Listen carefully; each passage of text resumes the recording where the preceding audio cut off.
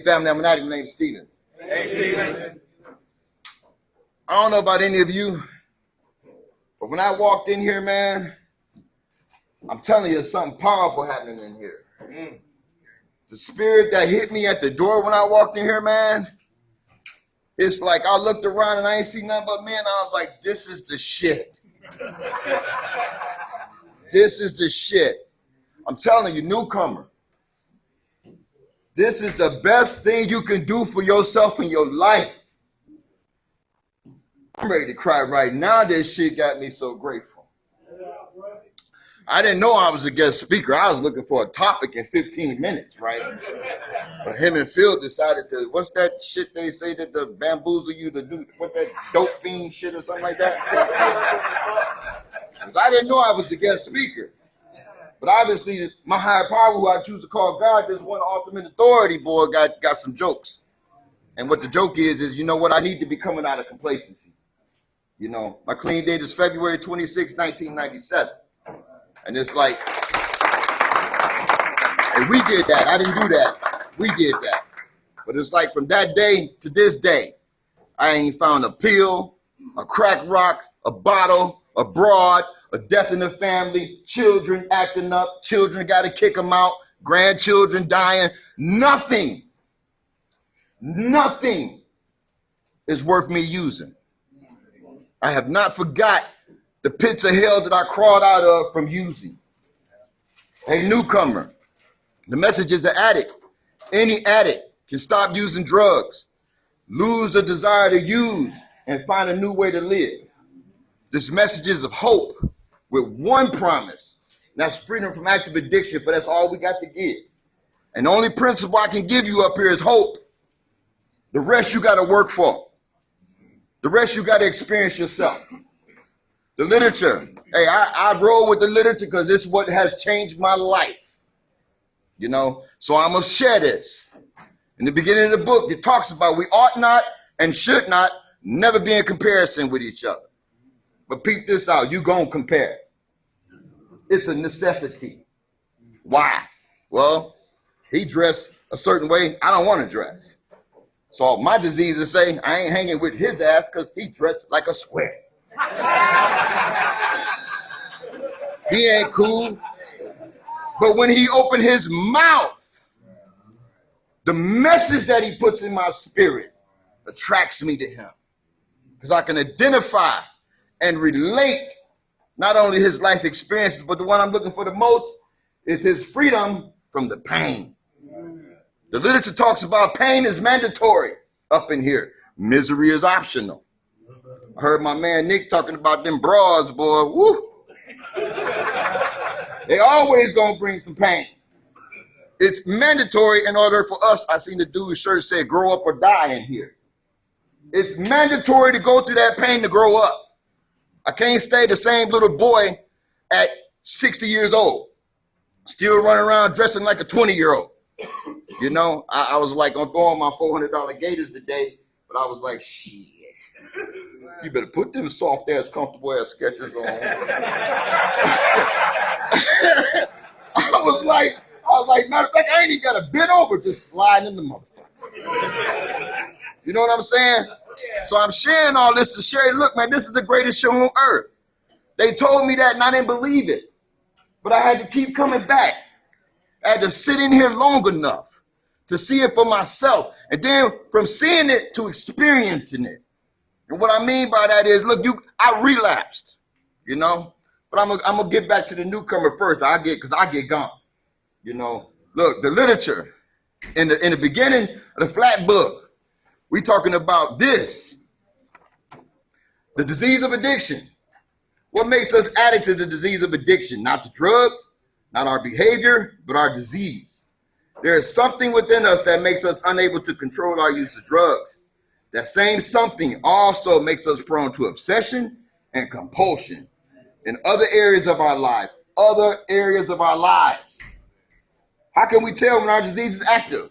When we become trapped in obsessive, compulsive, self-centered routines. Endless loops that lead nowhere but to physical, mental, spiritual, and emotional decay. I got to tap in because that's what I do. This ain't Stephen P. This is Narcotics Anonymous. I'm just a member that learned how to get clean up in here and stay clean. So guess what it was, though? It was this literature. You know how I know it was the literature? Because every time that I get caught up reminiscing with somebody, and I ain't got no sponsor to call, I ain't got no support group to call, and we sitting there talking about how much crack we smoked and how bad it was at the end, it still doesn't matter. What triggered me is going, shit, I have to get one more in. I'll still go back and get one more. Shit. And today, it's worse. It's worse. It ain't a 20 rocking no more. It's a couple kilos now. I've been telling on my disease for 2 years now, since it put this in my head when I was sleeping with my consciousness. Man, we can get 2 kilos, go to Hawaii, man, and just forget Narcotics Anonymous. You crazy as hell. Pick up the phone. My sponsor is Kurt R. If anybody know him, Kurt's a thumping ass. Kurt don't play around. Kurt got fired for this program that keeps me alive. Kurt, listen to this. He said, you out your goddamn mind. He said, yeah, it happens to us, but what you gonna do about it? Blah, blah, blah, blah, blah, blah, blah, blah. Why don't you get on that 4th step? Why don't you work on that 4th step? See what I'm saying? I'd be like, okay. But before Kurt, I had a dude called Jimmy A. You know what I'm saying? Jimmy Allen was like my rock. And I'm going to do what he does. How many of y'all got credit cards in here? Okay, check that out. So the basic text, MasterCard. It works high and wide. Visa. The Just for the Day meditation book. American Express. Somebody heard him. Hey, the step working guide, the Discovery card. He said, we've been updated. Living clean. The journey continues. The gold card. We even got more, but I ain't going to twist Jimmy's stuff because that's my homie, right? Let it be right there. But Jimmy taught me, like, look, man, if you're going to share, try to tap into the newcomer who needed the most. Because us old timers, you know, that's why I read the thing about comparison. Because that complacency, that getting smug, that arrogance, all that stuff, you know, we get with one another and think we better than one another still to this day. You know what I'm saying? And it's like, well, so-and-so will call me for help. I'll go run and help him. But then let it be some old timer. Man, that motherfucker should know better. I won't go help him. You know what I'm saying? So it's like, whoa, you need to get back to what's happening. So what's really happening? It's that same something in me going on. That same something that wants me comparing. That same something that wants me judging. That same something that wants me out of here just because you don't look like me. Narcotics Anonymous taught me diversity is our strength. So it hit me hard when I walked through that door and I seen older white men, older black men, younger white boys, black young boys. It's like, I know I'm home. I'm in the right place. Why? You did what I did. You here because of the same reason I'm here. Active addiction waxed my ass. Took everything. Only thing I escaped with was my life. And that was only because God's grace and mercy for me. Because it wasn't about like I needed to stop. It was like he said stop because I didn't know how to stop. I'm that addict. Shit, I sold the kids baby milk for one more. I sold them Pampers for one more. I'm the one to get paid and got to go home and make up to the old lady. So let me buy her a couple of these bomber jackets, some nice dress shoes, and buy me some Timbs or something. And we all good. Yeah, until Thursday. You know, I'm pooting and farting before Friday even get here. And then it's like, yo, man, look, hook me up.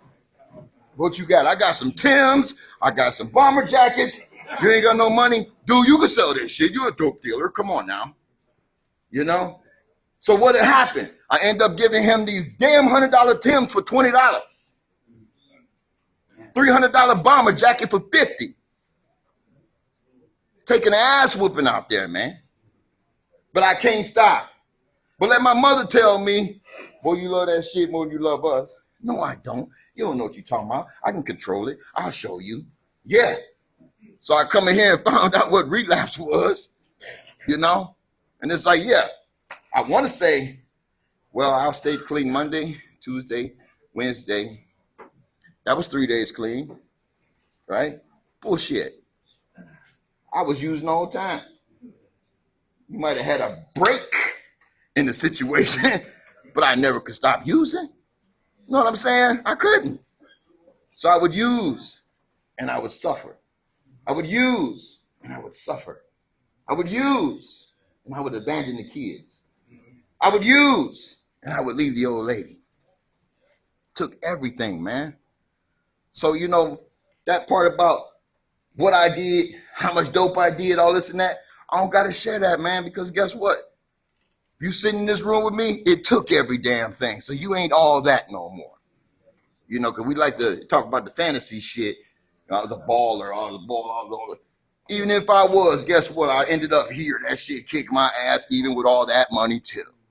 You know, it wasn't no escaping the disease of addiction. I didn't even know. But what I love about Narcotics Anonymous, it pointed this out to me. Some of us believe that this addiction was present in our lives long before we picked up dope. I can relate to that as a little bitty child. Why? Anger, resentment, fear, hatred, racism. You understand what I'm saying?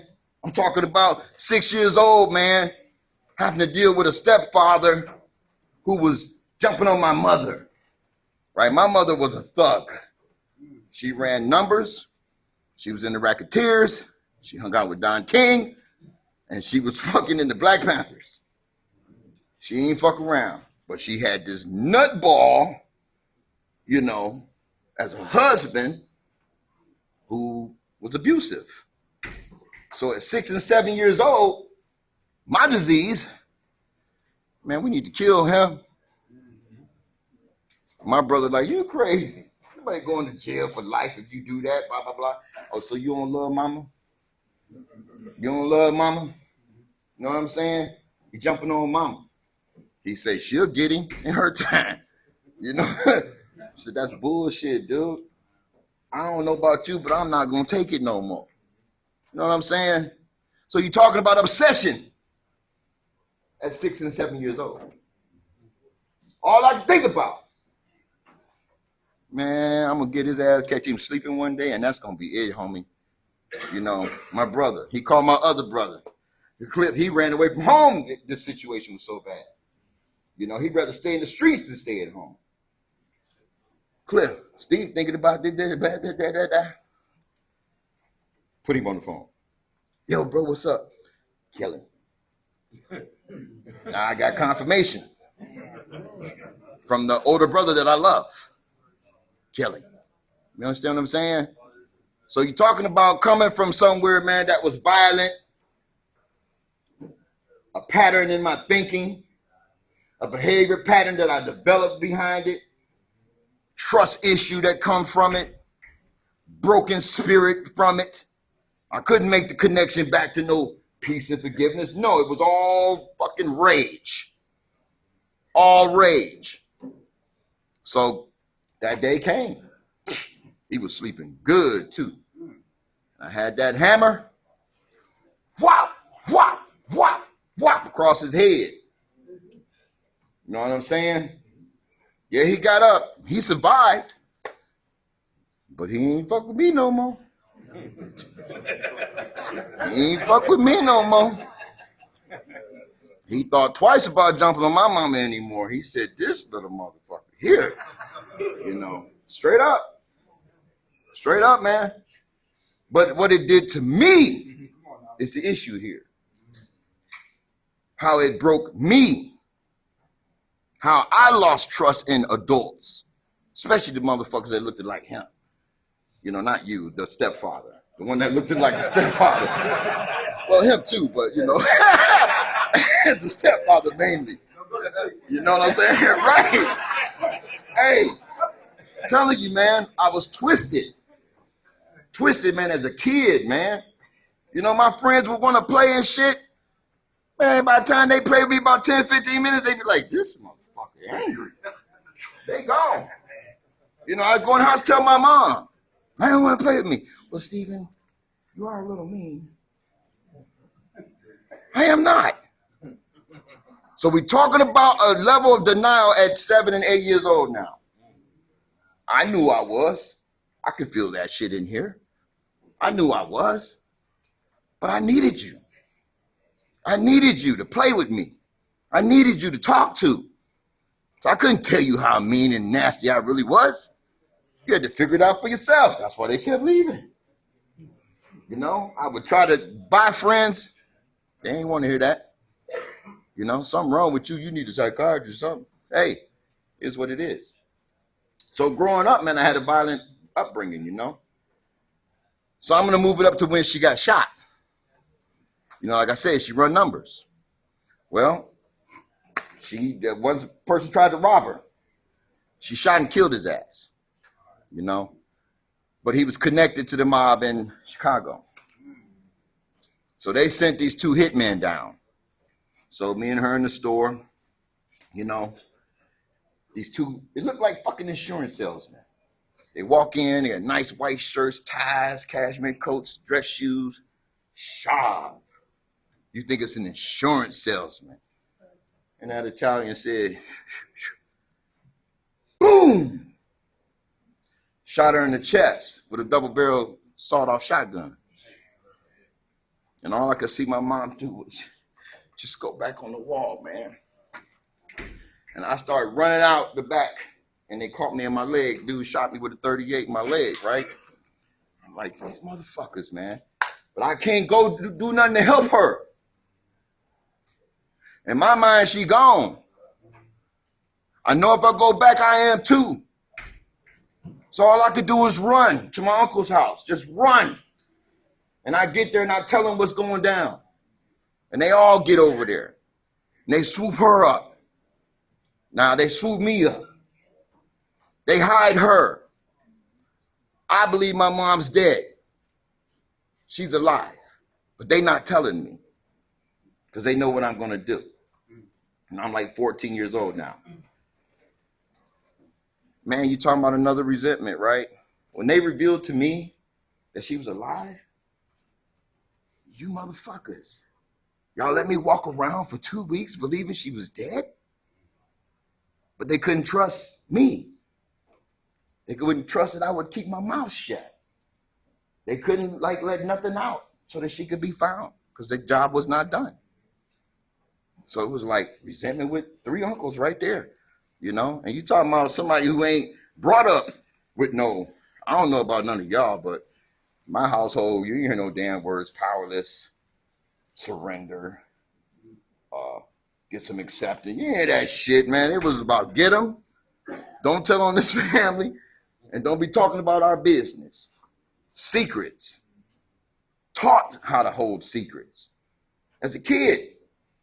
So when I came in here and ran into this and this was exposing me, oh, I was in heaven. Finally, I get to share some pressure.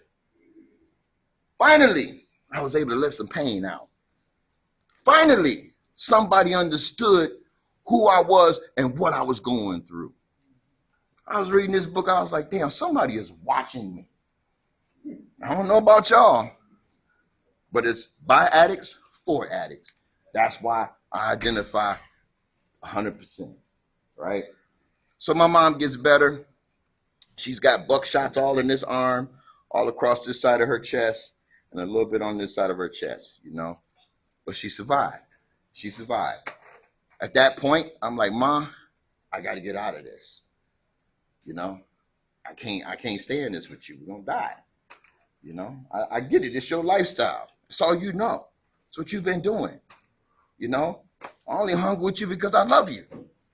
You know, I'm the only son out of all my brothers that had her back in the streets. The only one. Them other ones kept saying, man, she crazy. You better leave mama alone. Mama gonna have your ass killed. Mama doing this, mama doing that. It's my mother. You know what I'm saying? It's like, how do you do that to her? Resentments. Now I got resentments with my brothers. So long before I picked up dope, I was fucked up. Way before, man. In a mental, emotional obsession. Way before I picked up dope, man. What do you do when you're that young? Well, I wasn't going over to no doggone counselors and stuff like that. I just thought it was a normal thing, a normal way of life. So I did it. I lived it, right? Carried that pain with me all while I was growing up, you know? Love you, Hank. This guy right here, I had a gambling problem. I was going out to the fucking casino in Erie, 1,500, 3,000 a week. Because I was trying to fill that void from a breakup in a relationship, Nick. And my sponsor, I said, man, this damn gambling kicking my ass, blah, blah, blah, blah, blah. He said, call George. Call Hank. Talk to them about it. I called Hank. Hank said, give that shit to me. Buy me some fucking Jordans. I said, what? He was like, shit. You blowing it anyway, give it to me. I get off the phone with Hank, I called George. George said, well, yeah, you tricking. What you mean I'm tricking? I ain't tricking. He said, you might as well be blowing your money, you're tricking. I said, man, this is crazy. He said, yeah, stop going wasting your money, you're tricking. The moral of the story, I ain't been to the casino, man, in over 4 years listening to those two. Stopped me. It was like, boom, I'm over it, I'm done. You know what I'm saying? So newcomer, you got issues, call somebody. Don't hold it in. Call and share it with an experienced member. He probably gonna tell you the solution, and you gotta believe it though. But here's the hit with believing stuff. You gotta be desperate enough to believe. I was desperate enough to believe. I knew I needed a change. So I called him. I listened to what my sponsor said. And that's what happened. As a result of that, guess what? Bank account fat. It was going down. I was watching it and I couldn't stop going though. Just like dope. I couldn't stop going, even though I see you're going down. It's okay, I ain't at the bottom yet. I ain't at the bottom yet. You know? So look, man. So I come into the rooms of Narcotics Anonymous. My sponsor taught me there's 2 stories. You better have 2 stories. Your active addiction story and your recovery story. You know what I'm saying? My recovery story, check this piece out. My best friend slept with my wife because I couldn't go home. I wouldn't go home. In the streets. I can't go home. She would send him to look for me. He would find me. And man, Donna said, you gotta come home. Hey man, here, give her these couple of dollars, man. Tell her I'll be home in a couple of hours. I used to shoot dice in the playground all the time and try to come up. Right? Well, this go on for a while. The last time she strolled the baby up in the stroller up on me. Are you coming home? Here, take this money. I'll be home in a couple of hours. Right? But it ain't enough money for her to run the house. It ain't enough money for her to feed them kids. And then I ain't there, so she ain't getting no love and attention. So guess who stepped in? My best friend. He right there. He didn't want to do it. He didn't want to do it. Trust me. Because he know me. He was like, this ain't going to be good. But I guess obsession wouldn't let him not do it. So he slept with her. So I'm riding with him one day. We're going up Harvard. He tells me about it. I did the Scooby-Doo, man. I was like, I know you didn't say what I think I heard you say. Say that again? And he was crying. Dude, me and Donna slept together. And I said, boom. Right? I pulled the trigger, but it didn't fire. I said, yo, homie, you better pull over, let me out. I know that was a God intervention before I try again. I get out of the car. I walk up to what was back then 7-Elevens. Walk in the store, I get that fifth of Wild Irish Rose, you know, and I'm messed up, man. I called her. Yeah, Daryl told me y'all slept together. You know, you better not be in the house when I get there, right? Crazy. It's the love of my life. You know what I'm saying? Crazy. So I'm walking down the street. I'm looking at the gun, piece of junk. Pow! Oh, that was you. That was you. Okay, well, you need to come help me, man, because I'm broken right now. I'm broken right now. And as I'm walking home, right, I get home. This disease, man, told me blow the whole house up. Kids and all. So I walk in the kitchen, and I turn on the gas. I sit down.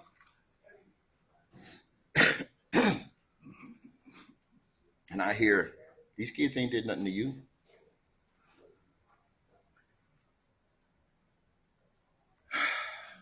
So this you again.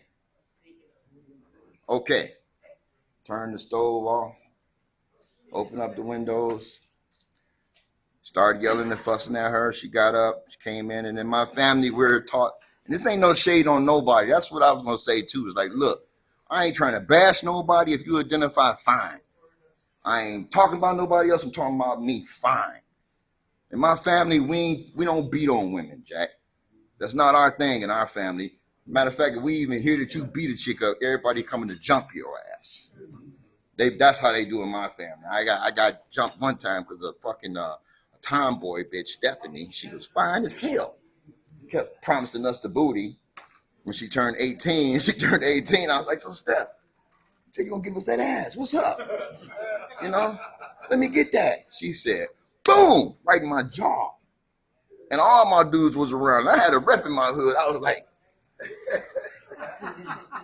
this bitch gotta get it. I can't have that. So I beat Stephanie up. You know what I'm saying? But by the time I got home, man, it was my uncle and my cousin and my brother was already waiting. I don't know how the hell they found out so fast, man. But it was like, oh, okay. And guess what? They jumped me. They beat my ass behind that. So that didn't happen in our family. The point is, when I woke my wife up, I was so messed up on that rose, and I swung and hit her. And I punched her in her ribs. And I broke one of her ribs and pushed it into her lung. And punctured her lung. And she's laying there gasping for air. And I'm like, good. Fucking girl anyway. Now his asking, yeah, you know, blaming everything and everybody for what, but don't want to look at me for what I did. You know, you the one out smoking.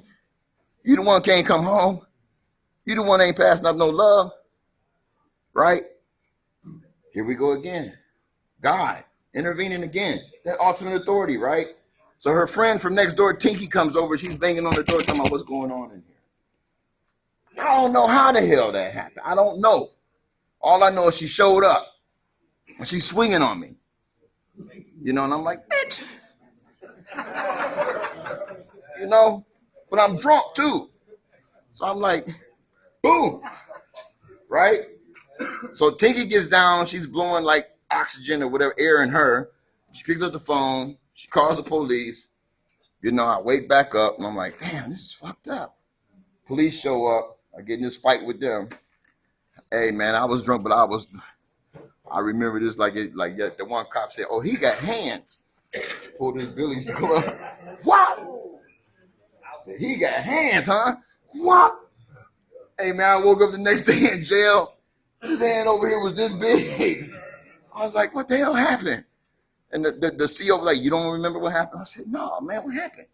He said, oh, you in a lot of trouble, homie. You better go get some help. Because you messed up bad. I was like, what did I do? And then they explained it to me. So court date comes. You know, I'm going into the courtroom. My friend sitting over there with her on that side of the family.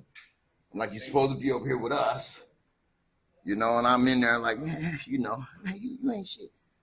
Fuck me, you ain't shit. You know, right? And she comes in the courtroom. The judge said, he did that to you? She said, uh-huh. He said, boom, 18 months in the Warrensville workouts. Get his ass out of here. I was like, whew. Because had she'd have told him about the gas on the stove, I'd have been in some crazy house. You know what I'm saying? We had a crazy house down there called Fairhill. They shoot you up with Thorazine and all that shit. If she'd have told him, so I was grateful for his impatience. That's one time it was in my favor. But I had 18 months to do.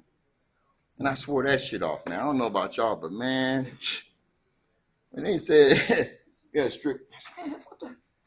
Why I got to strip? I already stripped over there. Take it all off.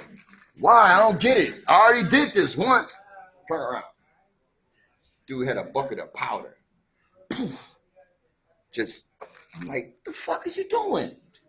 Like, you might have license, this and that. This. I ain't got none of that shit yet. They all say that.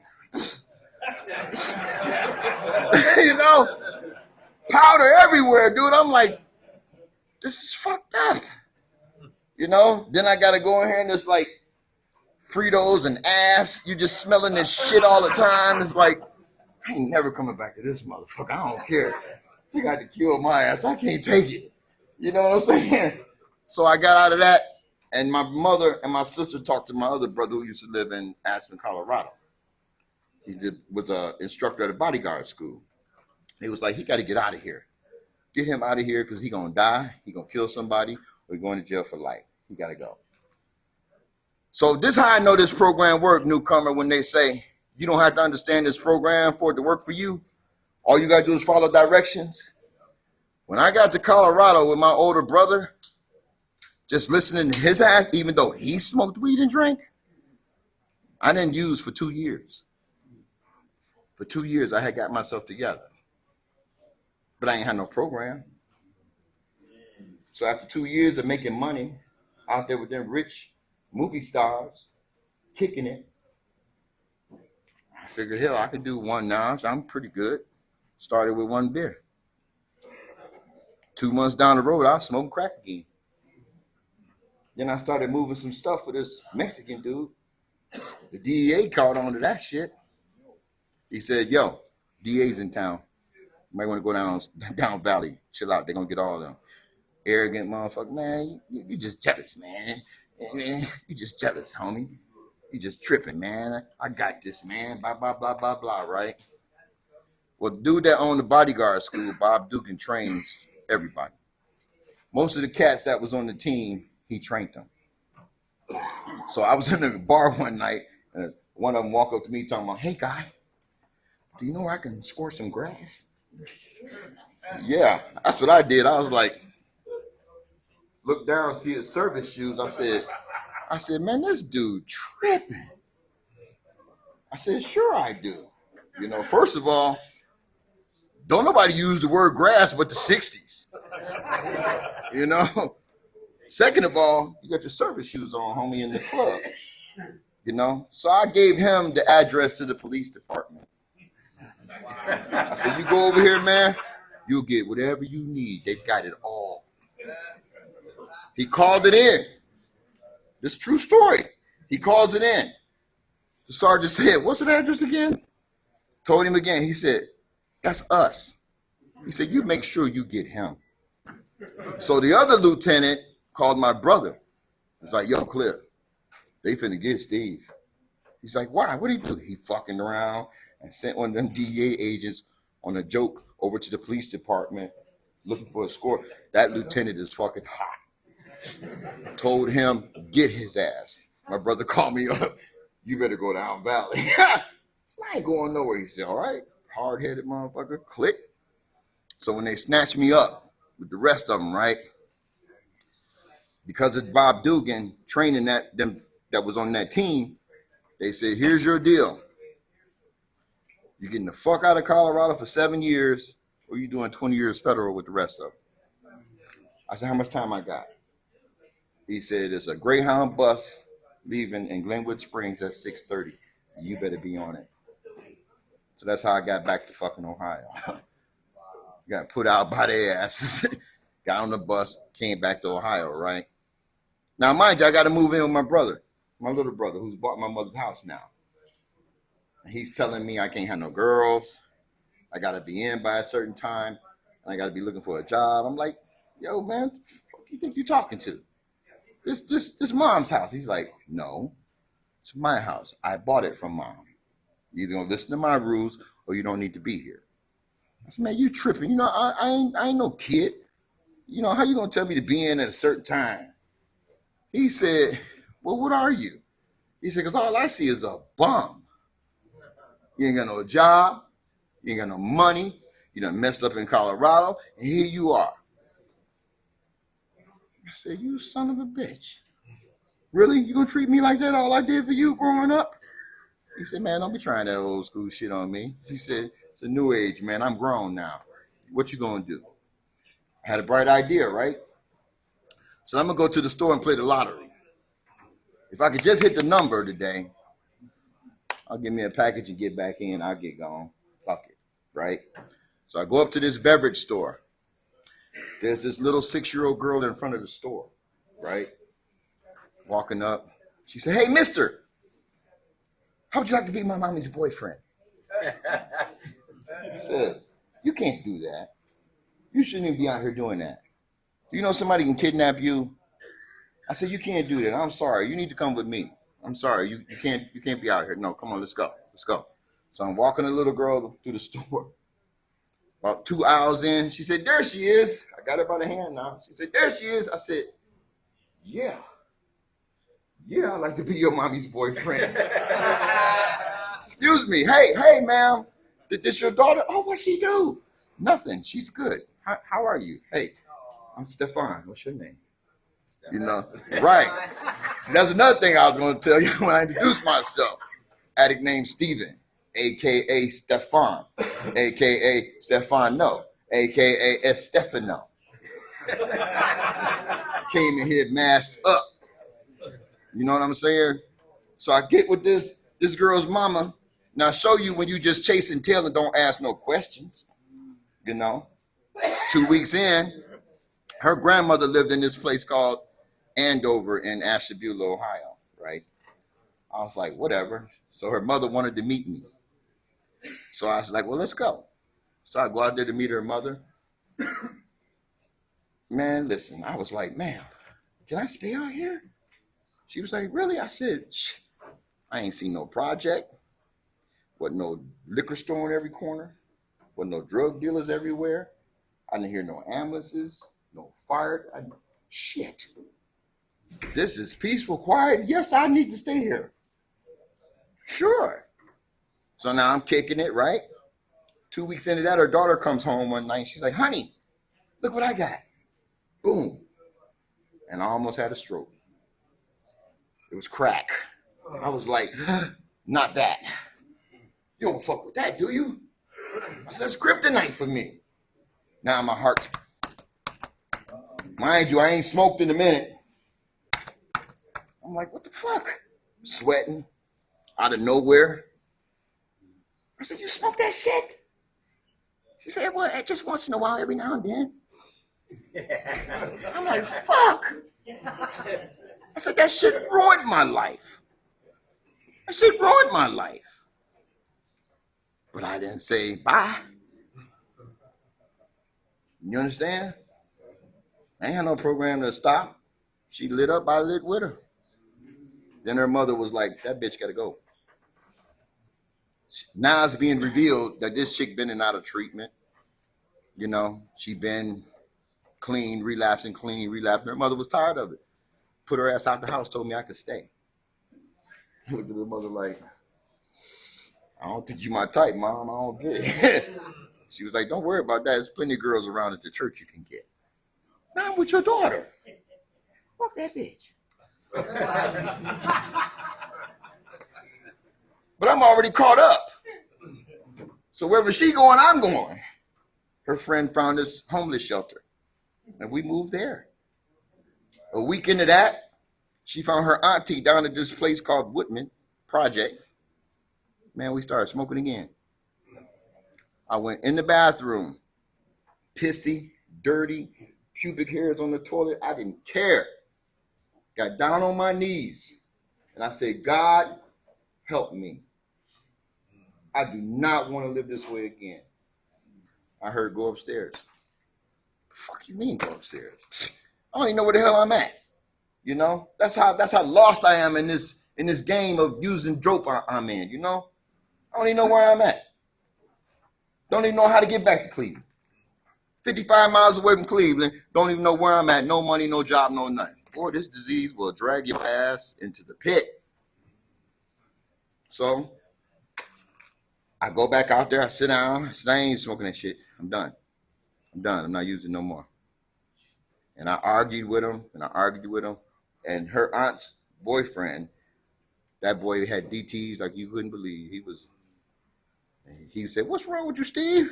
I said, man, I can't do this no more, man. So I'm tired of this, man. I went in the bathroom and prayed to God, man. And all I heard him say was, go upstairs. Daryl said, I live upstairs. I said, what? He said, yeah, ain't nobody in the apartment up there. I got you. Want to go up there? Go on up there. So I stayed up there 7 days. Came out of that apartment. It was a double driveway complex. I walked out. I looked to the left. I looked to the right. Bunch of trees. And this is exactly what came to my mind. I said, damn. If I go that way, the KKK probably going to hang my ass out here. I said, no, we're going to go this way. Wasn't no trees.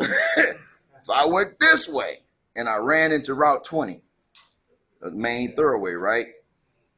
I get there, and I said, okay, God, what's next? I just went right. I just kept walking, hoping I would run across a sign that said Route 90 this way. I'm going to walk to Cleveland, right? But as I'm walking, I came up on this bridge, and boom, there was that homeless shelter over there in the corner. So I went over there, knocked on the door. His name was Steve Sargent. I said, hey, Mr. Sargent, hey, man, you remember me? He was like, yes, Stefan. He was just here last week. You know, I was like, man, they down there getting high, man. I don't want to get high no more, man. You know, help me. What can I do? He said, well, your room's still empty upstairs for one. If you're going to come back in and stay, you got to get up and go look for a job in the morning. But then he handed me a schedule book from Narcotics Anonymous. I said, what's this? He said, well, this is the meetings for people like you.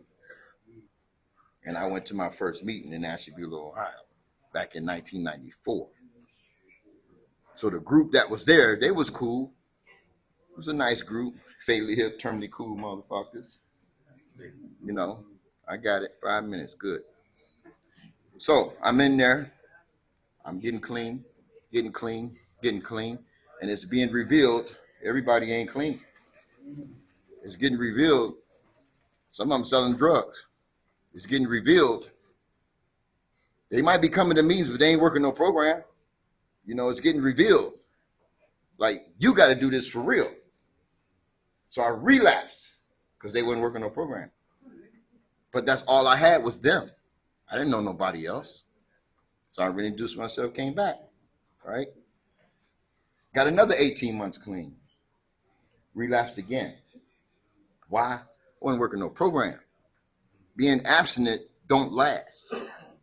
So I kept coming in and out like that for 2 times, right? The last time, this other guy who was watching me, he said, his name was T-Bone, he said, one thing about us, Devon, you ain't like none of them, man. He said, I'm going to tell you something. All of them I grew up with, they jokers. You serious. He said, I'm going to tell you what to do. I said, what's that, T-Bone? He said, go out there and get your recovery from them white folk. I said, what? He said, they getting clean over there. These jokers ain't. I said, well, how? So he gave me a phone number to this area called Lake County, you know, where they had meetings in Willoughby, Menor, Whitcliffe. And that's what I did, man. I went and hung out with them. They was in this book. They showed me how to stay clean. Then I brought it back down there, and they was mad at me. Why are you bringing these white people down here? Because they recovering. They carrying the message. They're doing what's supposed to happen as far as the book is concerned. And you betraying us. No, nigga, I'm trying to live.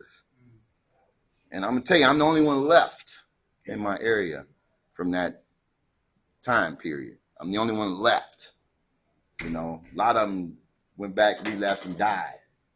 You know, a couple of them died from cancer. There's one who's there, you know, but he just got back from a relapse. And it's like, I don't mess with him, period, anyway, because he's still street hustle. But he want to be in the room. Why you don't call me? Because you ain't changing. Well, you don't know that. Yes, I do. And you need to come out that seat you sitting in up there. You're up front as a trusted servant. Well, you can't make me come down. Yes, I can. I'm going to have a group conscience. Because guess what? You see that newcomer over there? She said she just bought some weed from your ass last week. You coming down. You know what I'm saying? So that's what's happening in my area because we got a small area. You know, it's only but a couple of us that's really serious about recovering. It's spreading, but it's taking a while. So look, man, I hope I help somebody, man, but I know one thing. This definitely helped me because I needed to come out of my complacency, man. I was complacent for a minute. My sponsor was like, you better get your ass back up and get back on the road, carry the message, get some feeling, get filled back up, you know, because his ass be everywhere. But you know what? I love y'all. I wish y'all the best. Hey, newcomers, if you chase this like you chase your dope, this literature says, I guarantee you, this is a guarantee that you won't get high. Recovery and Relapse says we ain't never seen an addict use who lives in NA program. This is your best insurance against relapse. It's coming here. Staying plugged in. Get a sponsor. Get a home group. Get a support group. But better yet, you better get a book. Because if you ain't internalized and extracting the principles out to live when situation happen, then you ain't got nothing to go with but your old ways. So that's why I got a book. This thing talk to my disease. Man, you could do one. No, motherfucker. No, I can't. And I share this and I'm done. Look, remember I talked about them 2 kilos in Hawaii?